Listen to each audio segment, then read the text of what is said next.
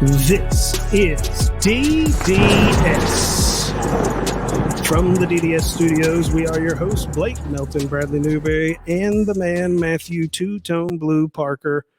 Parker, good God almighty, college football in the Southeastern Conference is finally here. At last, if that intro doesn't make you want to kick somebody in the teeth, nothing will. Hope all over the place. Every team is 0 and 0.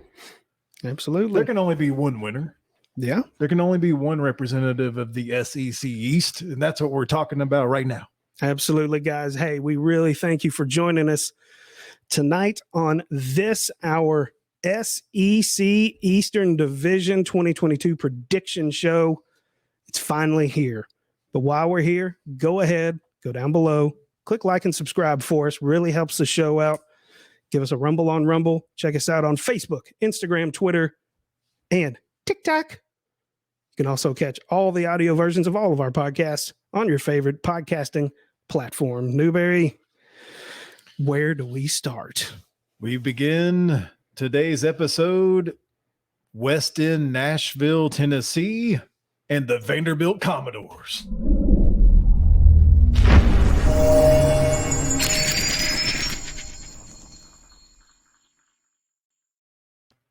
Vanderbilt last year was 2-10 overall, 0-8 in SEC play, led by Coach Clark Lee, coming back for his second year. Parker, to say he has a major rebuild still is an understatement. God, I feel sorry for Clark Lee. But this year, he gets a little break schedule-wise, although I might have said the same thing last year before they got beat down by East Tennessee State. Mm-hmm. And something people aren't talking about with Vandy, everyone's transfer portal, NIL, all this stuff. You can't hardly transfer to Vandy. They don't take everyone's credits. So it is a very difficult spot to transfer to in this world. So Clark Lee doesn't have a hill to climb. He's got a mountain. I have 3 words written at the top of my paper, Newberry. Bad, bad, bad. Because that's what the situation is at Vandy. What else can you really say? Like Parker said, it's not an easy place to try to get transfers. They don't really have the quarterback situation figured out there. They just don't have the talent level, quite frankly. I don't see. My question is really, can they get much better? Is can they win a single game? And that's hard for me to find out. They can. Will they? We'll see. The former defensive coordinator from Notre Dame trying to establish a winning culture at Vanderbilt. Tough task. We have NIL. Yep. We have the great city of Nashville, though. They got that going for them. Yeah, it's a great draw. It really is. But Parker, let's talk about facilities. Oh, geez. Here we go. What facilities? No. There's plenty of high schools here in Middle Tennessee that have better facilities than they do. They have not touched that stadium since the early 80s. Literally. That's not me making up stuff. I went there in the 1997 as a Tennessee Oilers fan, and that stadium was not made to be filled. At the end of the games, it would take hours. It would take hours to get out. I think that I have hope that Clark Lee and the new the chancellors and the people over there are actually going to start investing into this program. I know that's going out on a limb here, but I do think that. My wife says you need to invest in some better.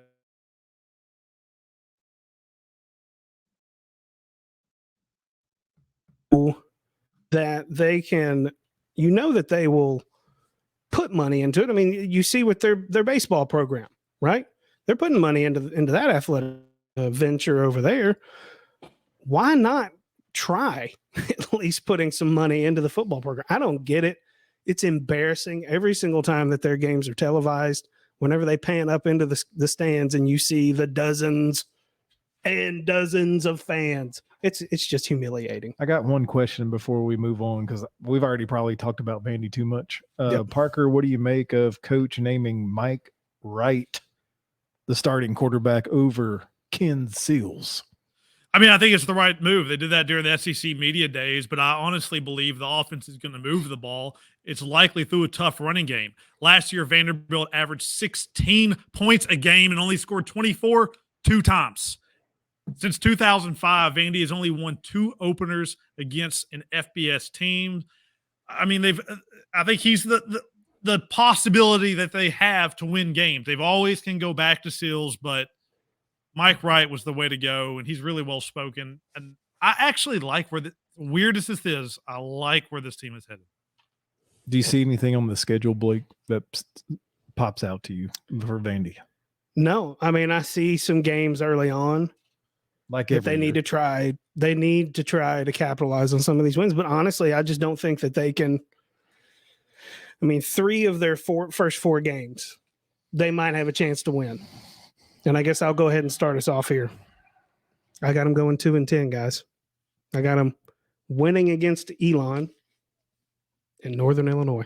I don't think that they can make that trip to Hawaii and be focused enough to play. Mine is, I saw a quote from Clark Lee saying he felt the strain of resuscitating a program. I believe he feels the strain again. I'm forecasting Vanderbilt to go 2-10.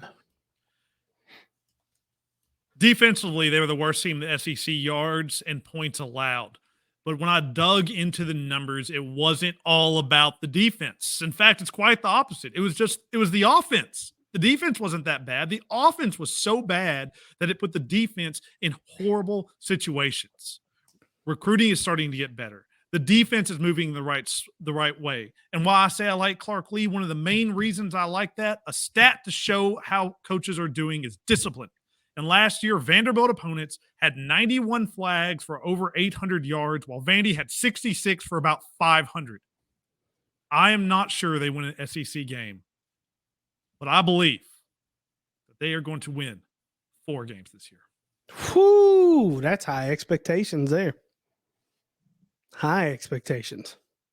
I won't ask you who those 4 are because hey, you get some stuff away. Hey, they're going to party in Hawaii, baby. There you go. There you go. All right, Newberry. Who's next?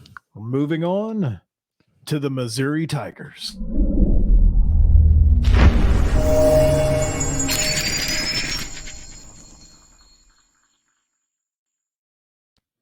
Missouri Tigers, led by Coach Eli Drinkwitz. This is his 3rd season at Mizzou. I mean, I see nothing but a 50-50 team here, man. They haven't lost a lot. They haven't won a lot. Their quarterback, Connor Bazelak, transfers away. Now they're left with Brady Cook as the starting cornerback or quarterback. Parker, do you see anything better than a 50-50 squad? No, I don't. This offense needs to be more consistent against good teams. They show up against crappy teams. You know, if they get to 400 yards total offense, they win. And they did that against the bad teams on their roster. When they didn't hit 400 yards against the good teams, they went 1-6 all year. And not just the offense, the defense. Missouri's defense was the 2nd worst in the SEC mathematically and on the numbers. But I would argue that it's actually the worst. It's worse than Vandy. Vandy didn't have an offense, as I just talked about, to put them in these situations. At least Missouri had a bit of an offense to move the ball. Mizzou gave up 24 points in every single game except for Florida, and they give up 23 in that one. Again, you mentioned Bazelak. He's gone to Indiana because I guess he thought Indiana was a better situation than Missouri. I mean, we assume that Brady Cook is going to be the starter. I mean, who really knows, right? But I mean, you know, I know in the age of the transfer portal, there's a lot of folks that are going to be coming in on the offensive side with transfers. But I mean, again, like we were talking about, is it going to really make a difference? I don't really know that it will. I say no. I mean, their defense was 2nd last in the SEC. That's bad. And I'm concerned that they lost running back Tyler Beatty. He's now with the Baltimore Ravens. I mean, how do you make up over 2,000 yards and 18 touchdowns? I mean, you tell me. I don't know. Yeah, I mean, it's transfers. And they're having to do it both on offense and defense. But is it just too much? Are you just asking too much in a short amount of time. Yeah, it's too much. That you don't make up that. That's the answer. There is no answer. Yeah, I mean, that's as simple as that. I just don't think that they can make that up. I think this is going to be a very bad team. I think if Vanderbilt is going to be an SEC team, which I right now sitting here think they probably will, this is the team they're going to be.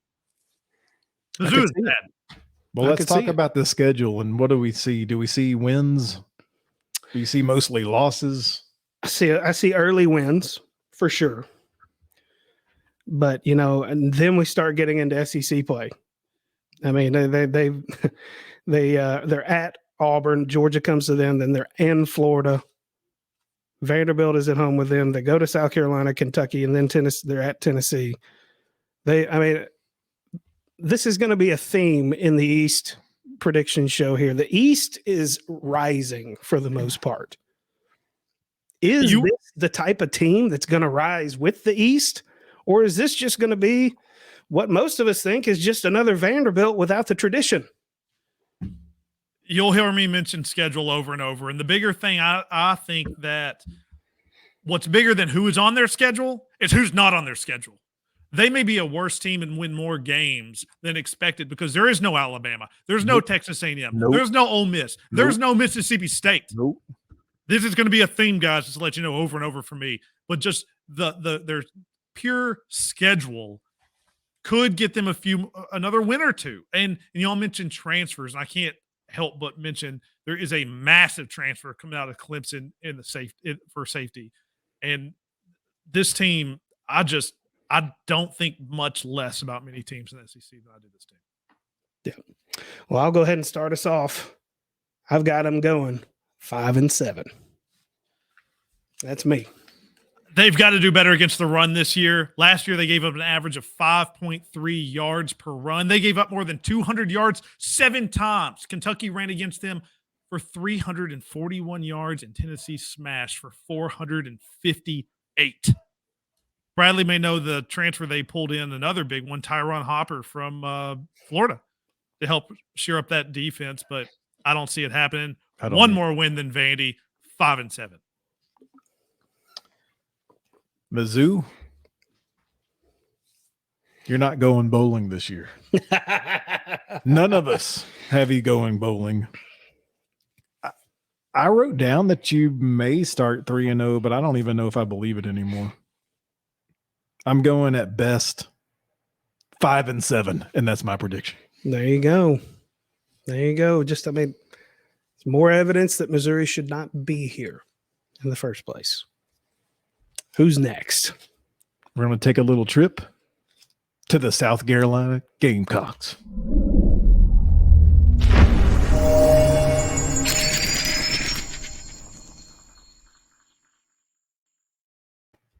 Last season, they earned a surprising, I don't know what else to say, a shocking 7-6 overall record. 3-5 somehow in the SEC, led by Coach Shane Beamer, coming back for his second year, the son of legend Frank Beamer. Parker was all over shitting on this team on our pick shows. How surprised were you with their season last year? I mean, massively. Think about this. Last year, they won 7 games with a terrible quarterback and finished outside the top 110 in offense and still won 7. Like, if you would have told me that, I still would have made the same prediction that I made, right? Shane Beamer is just the real deal, right? It's bloodlines there, and the Gamecocks have landed a massive transfer at Spencer Rattler. Maybe getting benched helps wake up the former Heisman favorite. I was completely wrong last year. I just think that they overshot what they should have done, and the numbers show that they should not have won as many as they did. Blake, he mentioned Spencer Rattler there. His best season, if we remember, was 2 years ago when he had 3,000 yards, 28 touchdowns, 7 picks. Yeah. It's almost like I don't mean to compare him to Deshaun Watson because he's not, but almost having a full season off. What is this coming into South Carolina? Well, I mean, that is the question, right? I mean, we don't really know what they're getting. I still wonder, what does that time away from live action really do to a young player?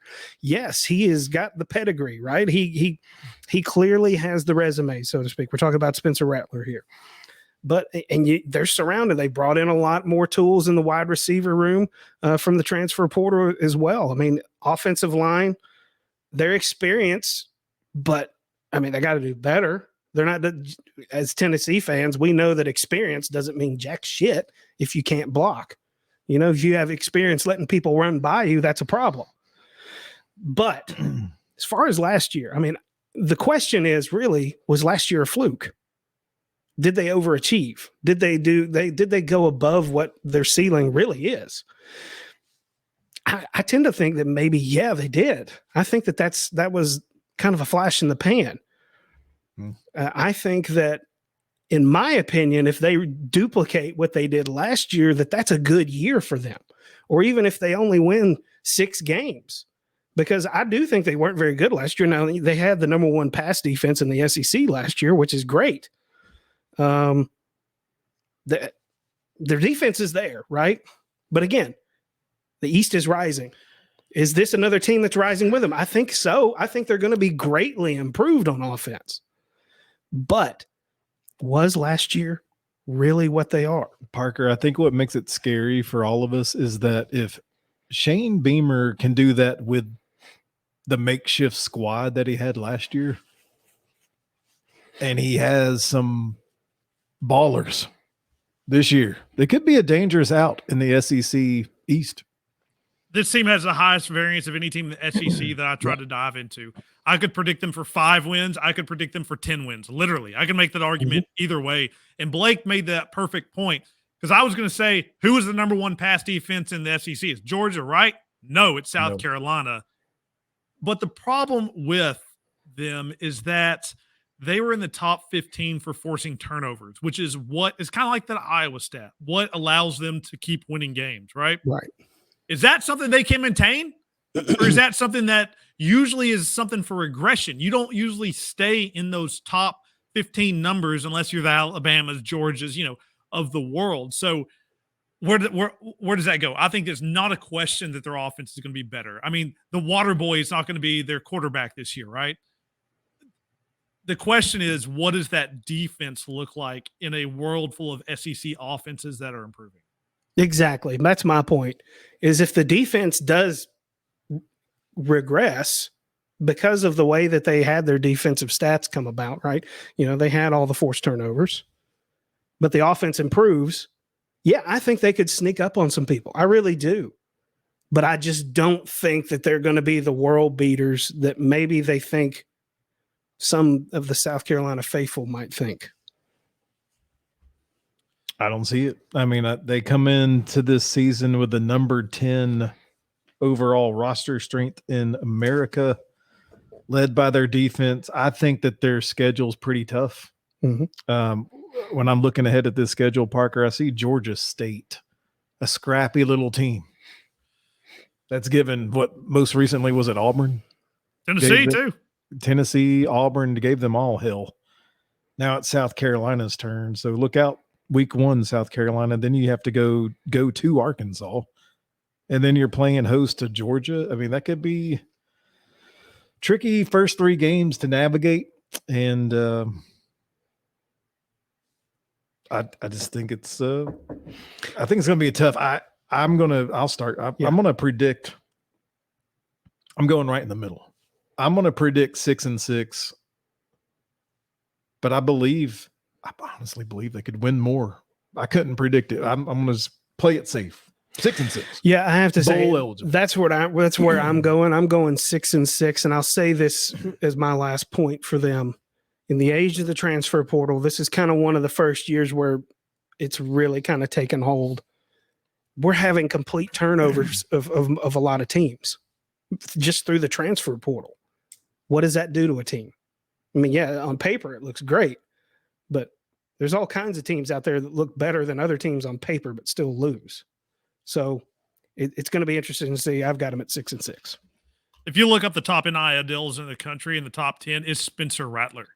And I know last year they won 6 regular season games, but I don't think anybody can argue with me. They dramatically overperformed. They beat Vandy by a freaking point, for God's sakes. This year, I have them going 7-5, and this is not a knock on them. I think they're 3 or 4 wins better than they were last year. And if Rattler is what he was supposed to be at the beginning of last year, that 7-5 may get blown out of the sky. And yeah, the sky's the limit for these guys, and absolutely nothing to do with SEC, but a random stat, because I got interested in looking up their turnovers. Do you guys know what team led the nation in turnovers last year? I'm assuming, is it going to be the team we're talking about right now? No, it's totally random. It was MTSU. MTSU. Yeah, there we go. Oh, there the we Blue go. Raiders right here 30, in Murfreesboro, Tennessee. 32. Just couldn't help myself. Yeah, there you go. But did Byard sneak in the game? Hey, Did he go back home? Hey, his number won't be back home. that's right. They're not going to be wearing that. They retired that number. Congratulations to Kevin Hall of Byard. Fame. Who's next? We're going to take a nice little trip down to the swamp in the Florida Gators.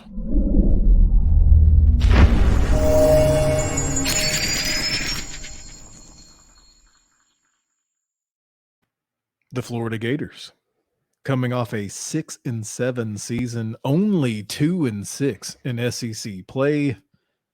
Gone is Dan Mullen. That team simply quit. And in is first-year head coach Billy Napier. Questions. The first one that I have is, to me, Blake, this seems like it's a storybook of culture versus talent. The culture has to be burned down. The talent was always there. Yeah, I mean, look, they're Florida.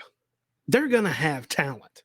Even if this is a down year for them, they're not going to stay down for long. They're freaking Florida, right? They always have the real big talent pool down there to pull from. I mean, they're a perennial powerhouse no matter really who's their head coach.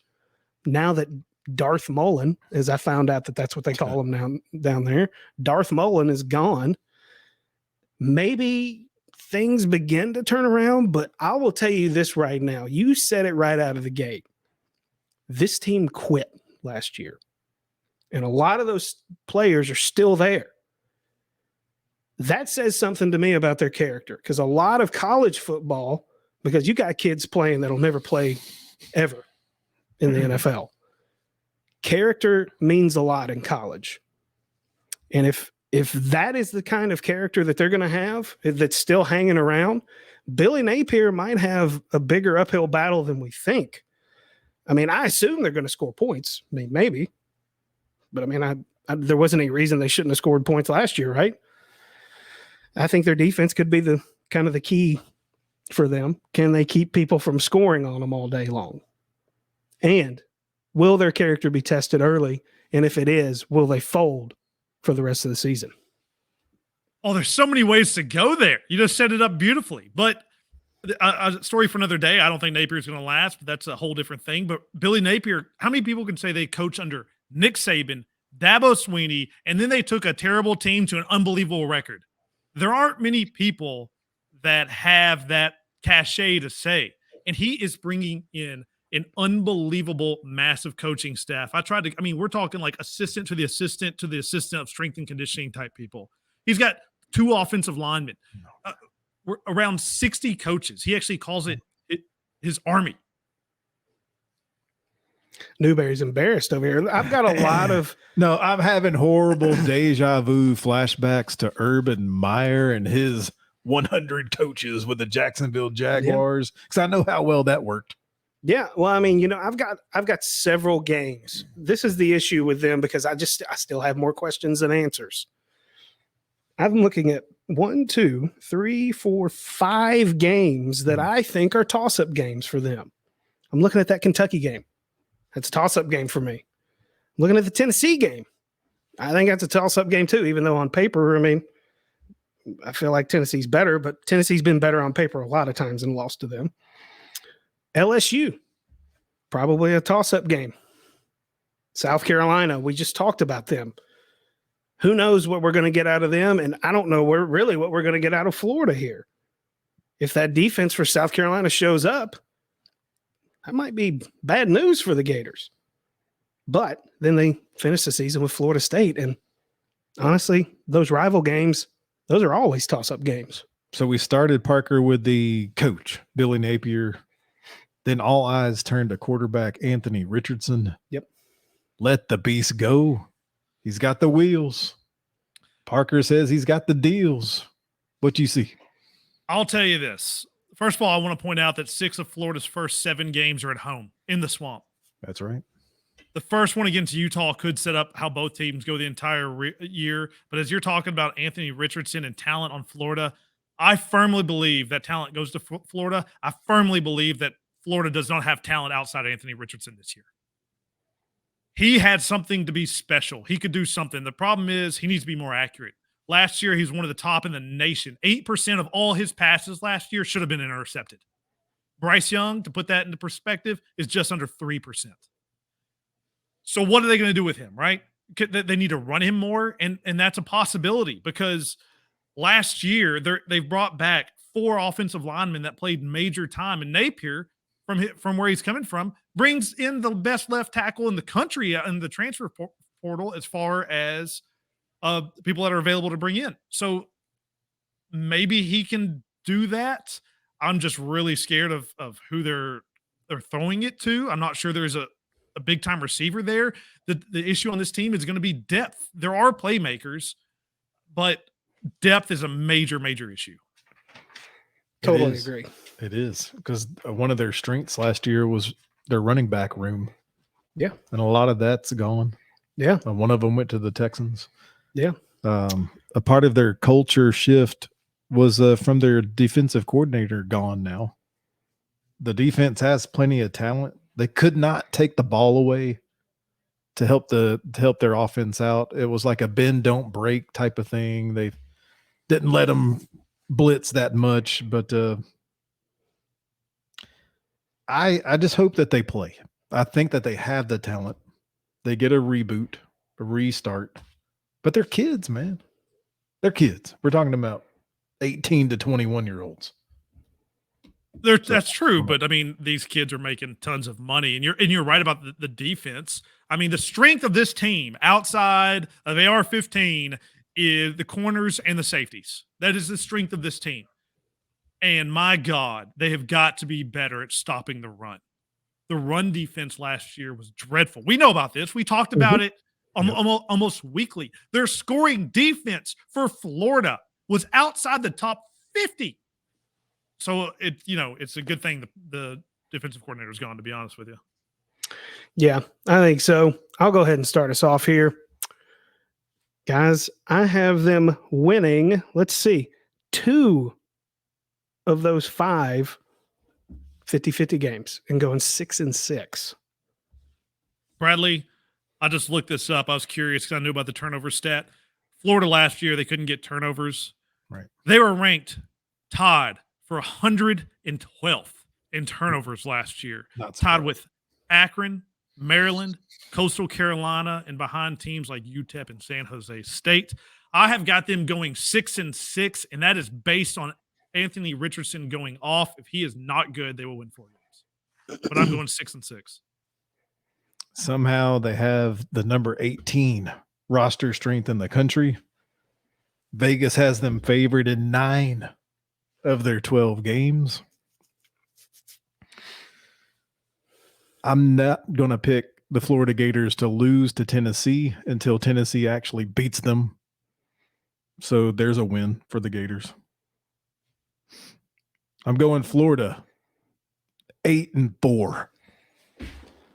What in the world? 8-4. Good Lord, you're going to be a rich man. And a potential surprise team in the East. Oh my gosh. Okay. We will, I'm sure, be revisiting that number at some point. I feel like that one's gonna age really well. Yeah.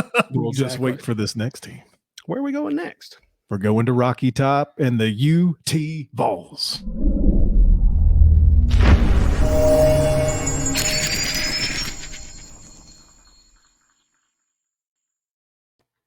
The Vols earned a 7-6 record overall, 4-4 in SEC play behind Coach Josh Heupel coming back for his second year. A huge amount of excitement. You two know better than anyone else.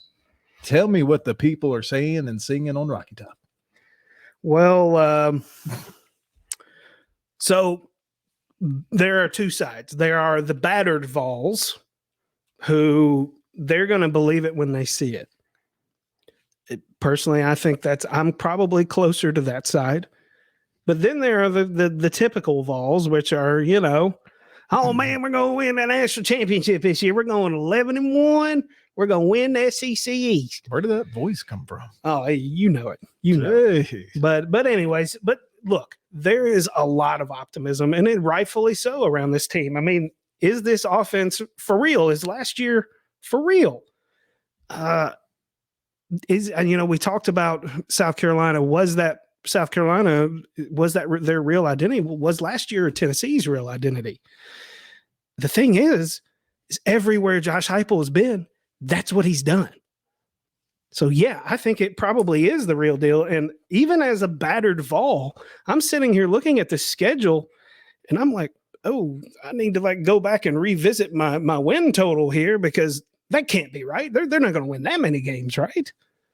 I mean, the offense averaged 475 and 39 points. That's good no matter what league you play in. The thing is, this year they got a little more depth. I'm not going to say they have enough depth yet, but they got better on depth. They got some pieces they got to replace. But, Hendo Cinco, right? Hendon Hooker, dark horse Heisman candidate. In my opinion, the most underrated quarterback in the country. I don't know how that happens with a guy with 30 some odd touchdowns and 3 interceptions. How's that happen? I don't know. Cedric Tillman, 1,100 yards receiving. Big time receiver, came back. Got a whole host of receivers behind him. Brew McCoy, the transfer from USC. Is he going to be eligible? I don't really know the latest on that. We'll see. But, I mean, there's a lot of talent there. And there has to be in this offense because they do a lot of shifting. A lot of running backs. Yeah, they had a running back go down, but then they picked up the transfer, the former Clemson, West Virginia transfer, Lynn J. Dixon. He seems promising, but the playbook for Josh Heupel is thick. Got a lot of learning to do in a short amount of time. But let's address the elephant in the room. The defense is bad. Now, the question, though, is why were they bad? I mean, I think they got pressure on the quarterback fairly decently. But their secondary, it was so thin, particularly at linebacker. They had freaking tight ends as the backups. It was crazy. Are they deeper this year to make a difference? More deep enough? I don't know what the correct wording there is. Are they deep enough this year to make a difference? I don't know. That's a good question. But, Byron Young and Tyler Barron, they got to step up on the defensive line. They've got to get to the quarterback. They don't need to just disrupt the quarterback. They need to sack the quarterback. And third down conversions, Jesus Christ, we got to get better at that, right? Those are really the keys to this season. So I don't know. I see a lot of wins on the schedule. I see there's a lot. We're talking about 50-50 games. 1, 2, 3, 4. I got 4 50-50 games here. Florida, that's a 50-50 game. I think LSU's a 50-50 game. Kentucky, that's probably going to be a 50-50 game. In Georgia, I'm calling Georgia a 50-50 game just because I know the excitement around it. Do I really think the Vols are going to beat Georgia? Again, I'm a battered Vol. I don't think we're really going to beat Georgia, but I think that we'll give them a fight. Let's dissect this a little, Parker, because that was a damn mouthful. I've got so much. So I know you do. So let's throw it to Parker. Mine in. I think where optimism stays is in college football. If you have the quarterback and you have a quarterback like Hendon Hooker, as Blake mentioned, good reason for optimism. What do you have? I mean, you're right. There's a ton of reason for optimism. Tennessee set a record for yards, points, touchdowns All this was to be expected under this new high-flying offense, but maybe not in the first year, guys. Go back and listen to me talk about a year ago. I was high on Heupel from day one, and I'm sticking with it. Blake mentioned it. Hooker, responsible for 36 touchdowns last year and 3 interceptions, and didn't start 2 games.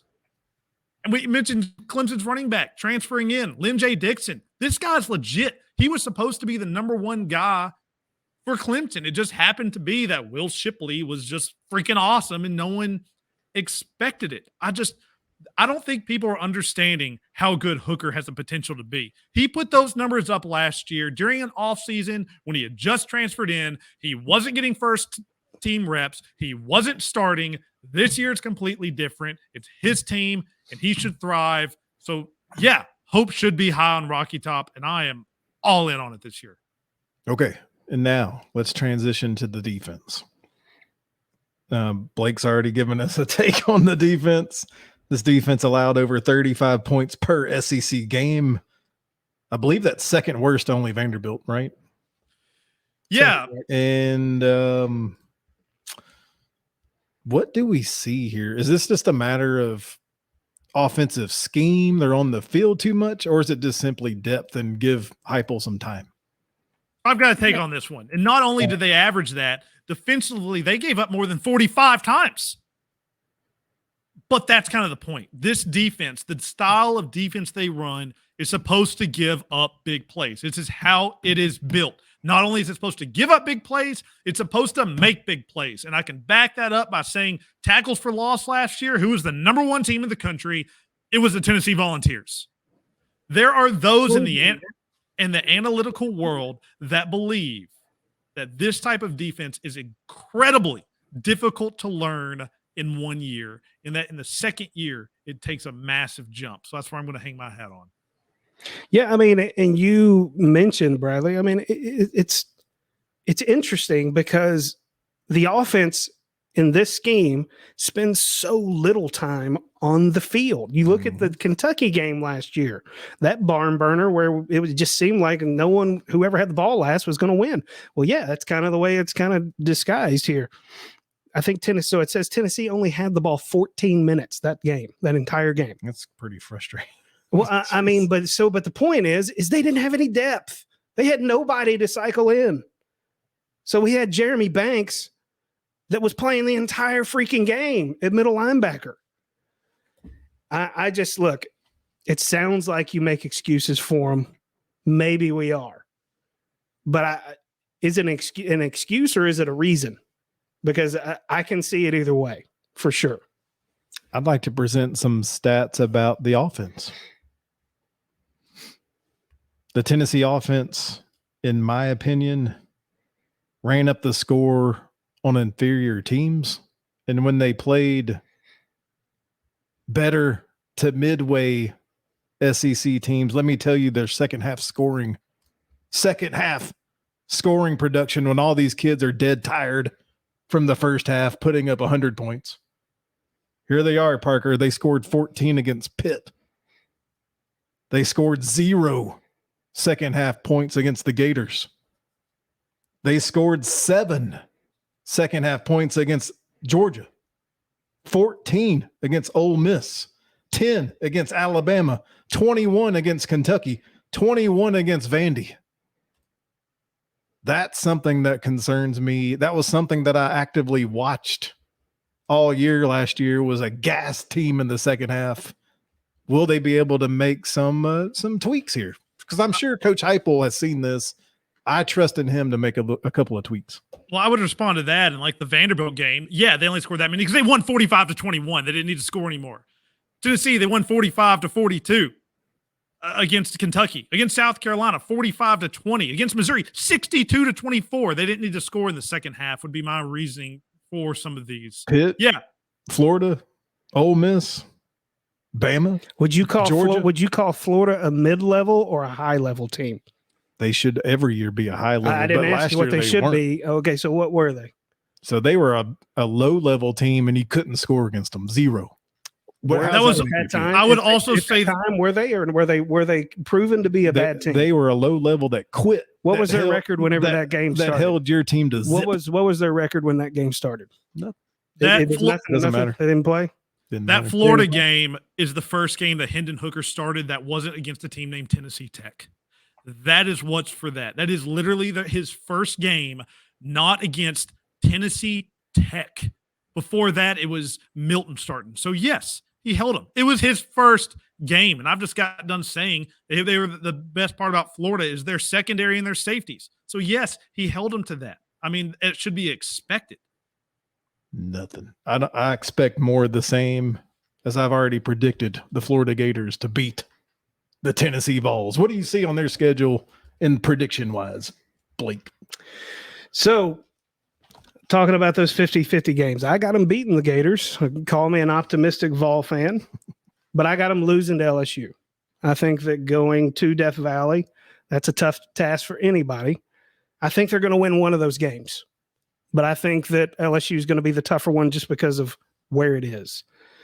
Kentucky, it'll be a tough game, but I think they're going to win that one. And I think we lose to the Bulldogs. I can't believe I'm saying this. I got them going 9-3.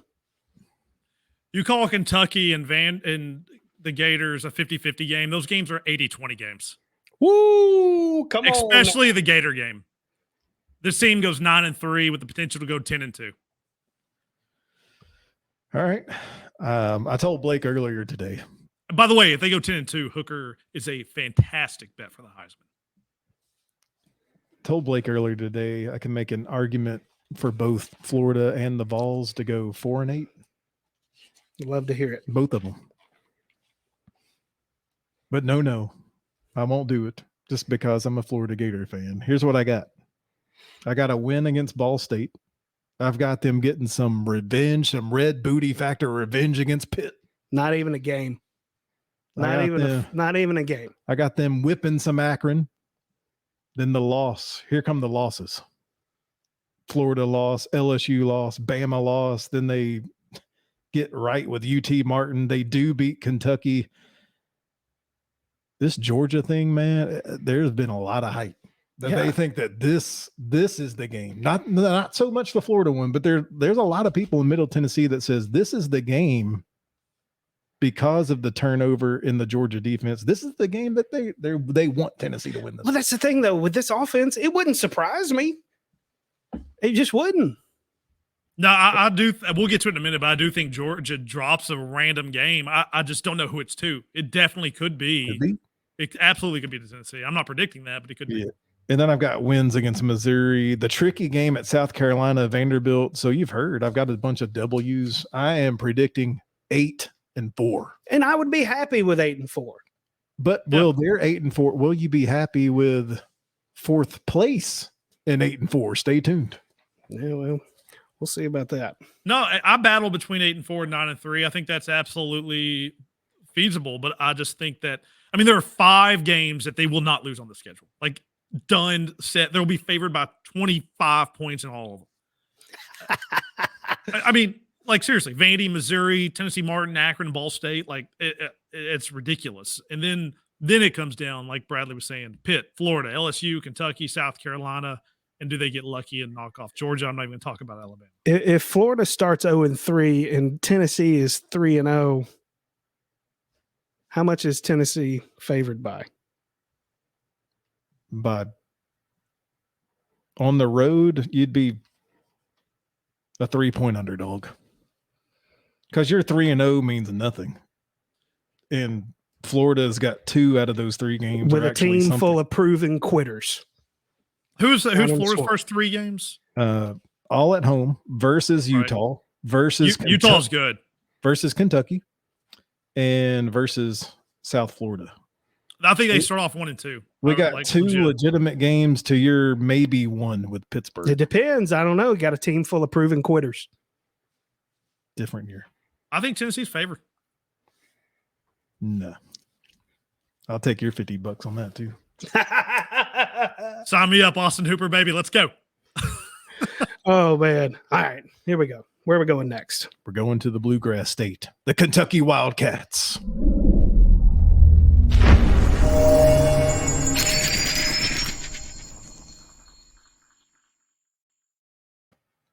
Last year, the Kentucky Wildcats, led by head man Mark Stoops, went 10-3, 5-3 in SEC play.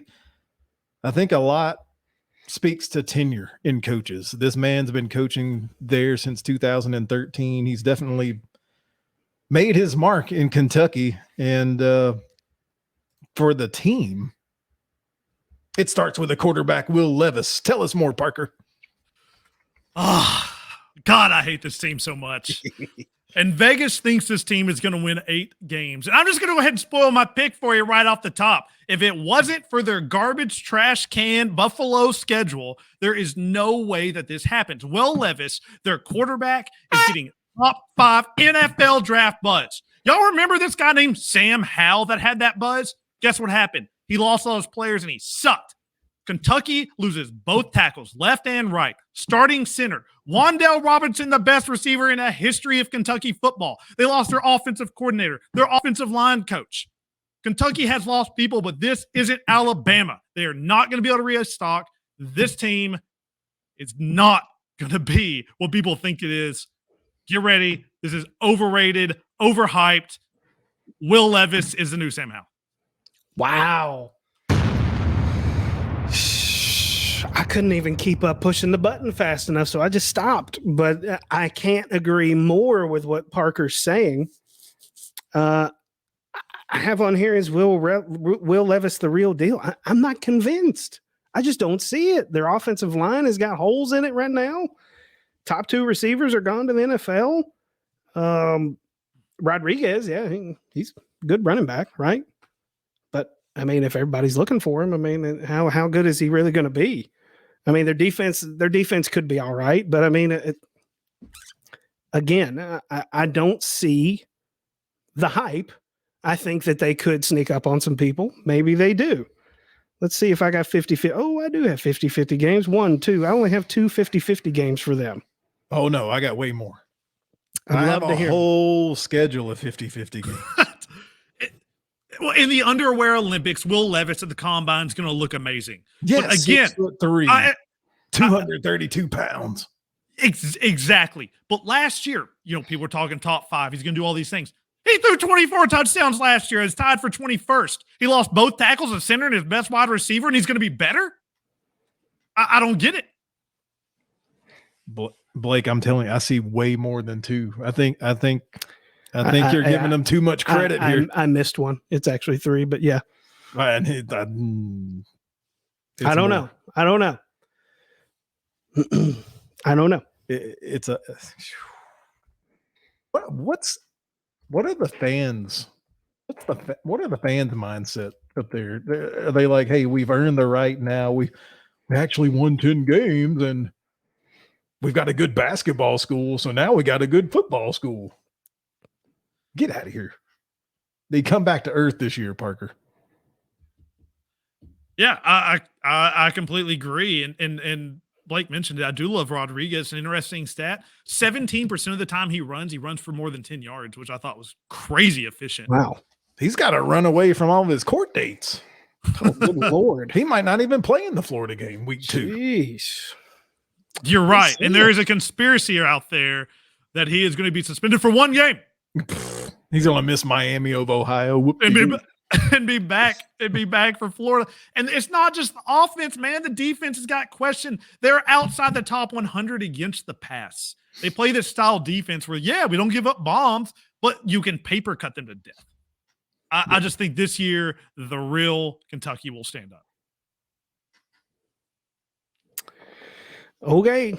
I guess I'll go ahead and start us off here. I mean, I think they'll probably sneak up on the Gators. I do. They're going to win that game just because Florida's, destined to be another team full of quitters. What can I say? But I've got them losing to South Carolina, losing to Tennessee. Those are my only 50-50 games. I also got them losing to Mississippi State. I got them going 7-5. Listen to their schedule, y'all. They play Miami of Ohio, Youngstown State, Northern Illinois, Missouri, Vandy. That is 5 gimmies right there. And I'm not including rebuilding Florida or Tennessee's defense or anything like that. Just 5 gimmies. I've got them going 6-6. If everything goes perfect, they win 7 games, and I'm not insulting them. A couple of years ago, if I would have told you Kentucky football wins 7 games, there would have been parades in the street in that state. Well, that's the thing. I really like Mark Stoops too. I think I think he's a great coach. So again, we're not hating on him. I just think that's kind of just what they are. I'd argue there's one more gimme. Okay. And we talked about it in our ACC prediction show. You can go back and listen to that. They're going to whip that ass against Louisville. That's what they do. Because SEC, it just means more, right? It just means more. I can see this team going anywhere from 6-6 to 8-4. Some people said like 10 and wins again. I'm not buying 10. I'm not buying 10. I'm going to go. They beat Miami of Ohio. They beat Youngstown State, Northern Illinois. They get lucky. They're at home with some of these 50-50, a lot of these 50-50. They're at home against South Carolina, Mississippi State. I think both of those teams are on the uptick.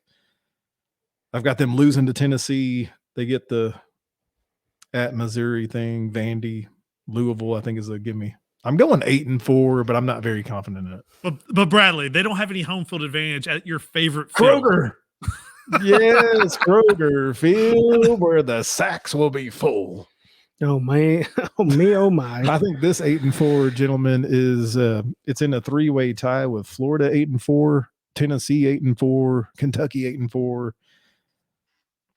I'm just saying, Florida's number 2 in the East, Tennessee's number 3 in the East, Kentucky's number 4 in the East, and we may be talking about the number 1 team in the East coming up next, because we're going between the hedges, the Georgia Bulldogs.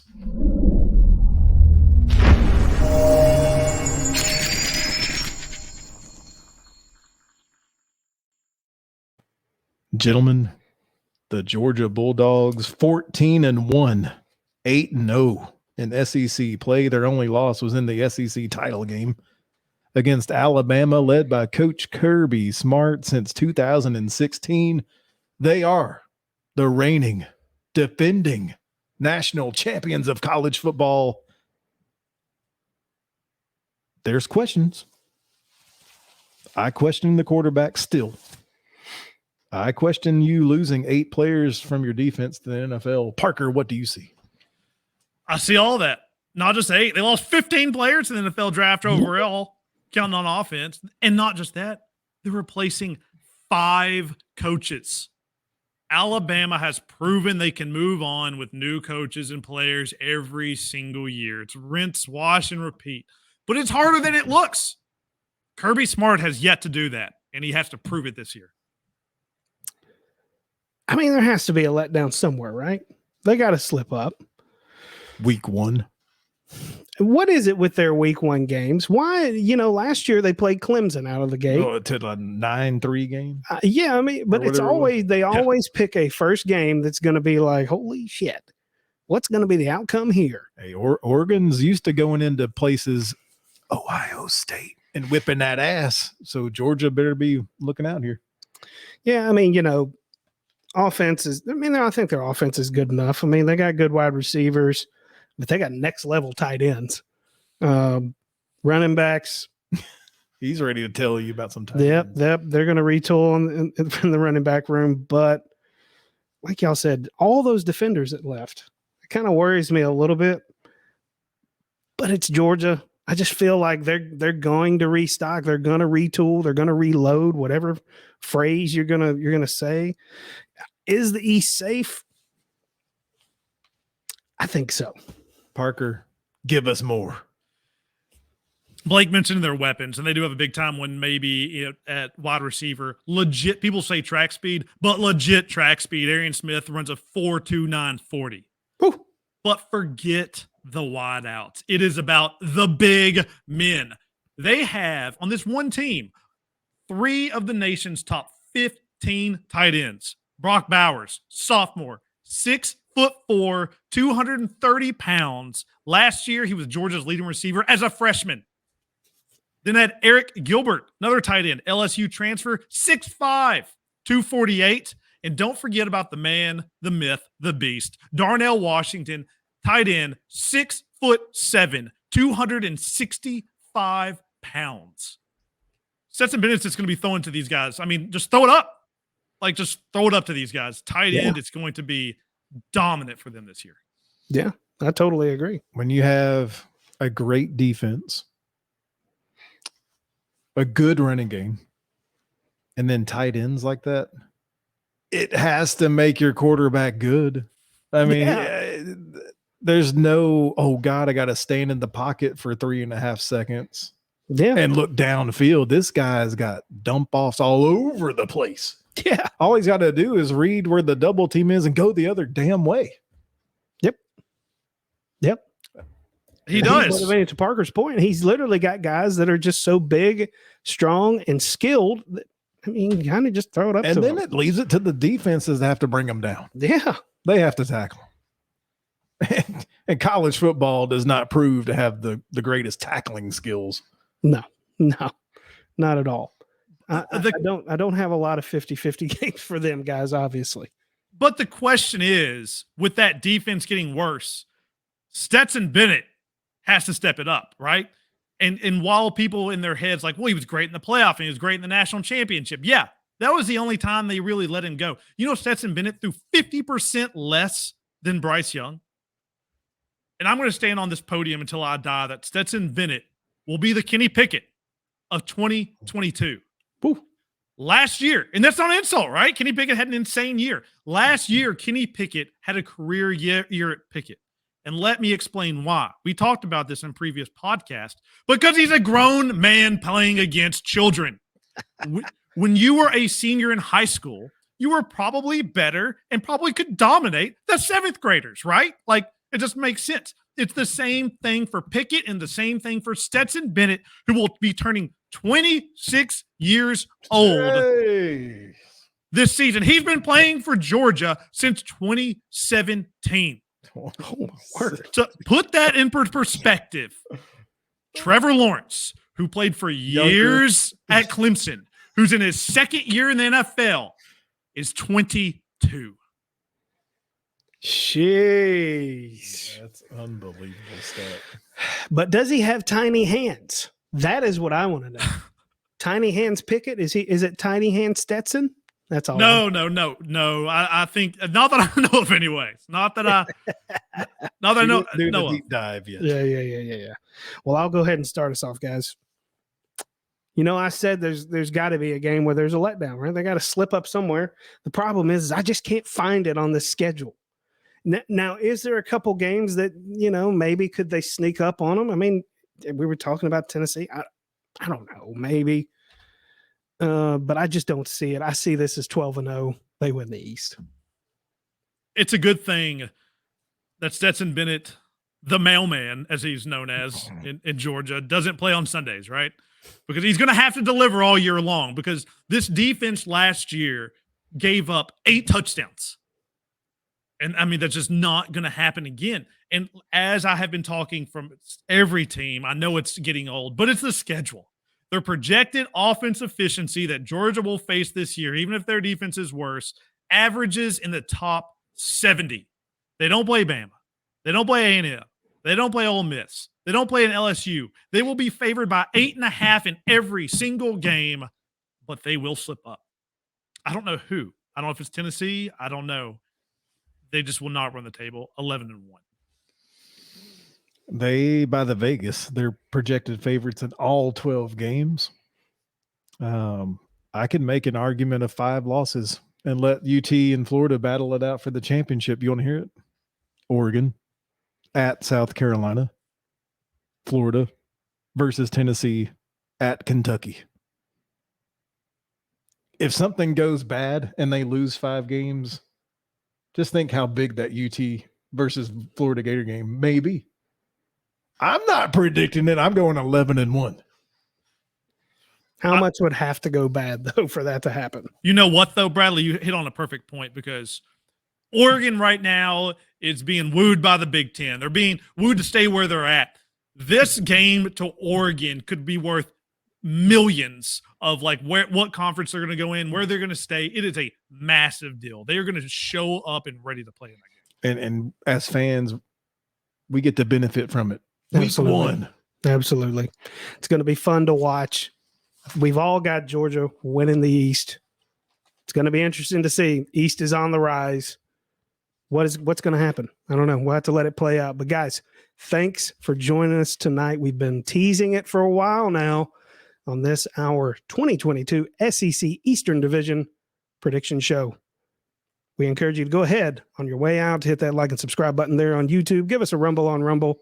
Follow us on TikTok, Facebook, Instagram, and Twitter.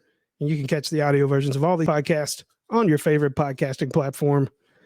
Boys, final thoughts before we get out of here. You know, usually I like to go to a little poetry corner in Philadelphia. But today I'm not going to go so far. I'm just going to go down to West End.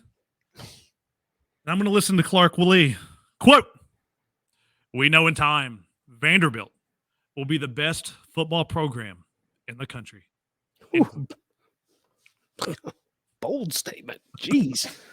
God. Be bold. All I got to say is Vols fans, Kentucky fans, maybe South Carolina fans, just pump the brakes just a little bit. Don't act like you're going to the national title. Don't act like you're even going to win the SEC title. Just be happy. Have a nice, happy season. You're going to do just fine. Relax. And we'll be talking about you all season long. Yeah, I'm sure. And hey, guys, go ahead and like and subscribe so you don't miss a single broadcast all year. But all I've got to say is go Big Orange.